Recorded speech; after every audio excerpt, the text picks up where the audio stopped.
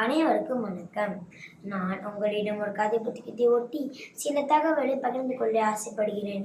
இக்கதை புத்தகத்தின் தலைப்பு பிரபலமான காலத்தை வென்ற கதைகள். இப்புத்தகத்தின் மொத்தம் 7 குட்டி கதைகள் உள்ளன. அதில் எனக்கு பிடித்த கதை ஒன்றை உங்களிடம் கூற விரும்புகிறேன். ஜிம்மானுக்கு சாகச செயல்களில் விருப்பம் அதிகம். ஒரு முறை அவனுடனும் அவன் அன்னையுடனும் தான் விடுதியில் தங்க பிளாக்ஸ்டாக் என்ற வயோதிகர் வந்திருந்தார். அவரை காண்பதற்கு முன் தான் மிகப்பெரிய பயங்கரமான வீரதீர சாகத்தில் ஈடுபட வேண்டியிருக்கும் என்று ஜிம் எண்ணிக்கூட பார்க்கவில்லை. அந்த வயோதிகர் யாருடனும் அதிகமாக பழக மாட்டார். ஒரு நாள் காலையில் பிளாடாக் அவருடைய அறையில் இறந்து கிடந்தார். அந்த உடலை பார்த்து அறிந்து போன ஜிம்மும் அவன் அன்னையும் அவரை பற்றி அறிய பெட்டியை திறந்தனர்.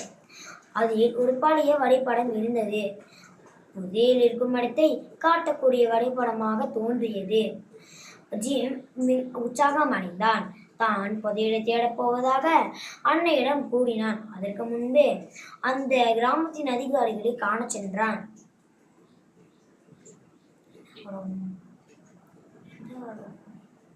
என்ன நண்பர்களே, நான் கதையை மறந்துவிட்டேன் என்று நினைத்தீங்களா? அதுதான் இல்லை, எனக்கு கதை தெரியும். இதற்கு மேலும் ஒரு கதை வேண்டும் என்றால் இந்த புத்தகத்தை நம் பள்ளி நூல் நிலையத்தில் விரைவில் வாங்கி படியுங்கள். கேள்வி நேரம். முதல் கேள்வி, பிளாஸ்டாக் யாருடைய அறையில் இருந்து கிடந்தார்? இரண்டாவது கேள்வி, இந்த இந்த வரைபடம் எதுக்கு? மூன்றாவது கேள்வி, தான் புதையலை தேடப் போவதாக ஜிம் யாரிடம் கூறினான்? நன்றி.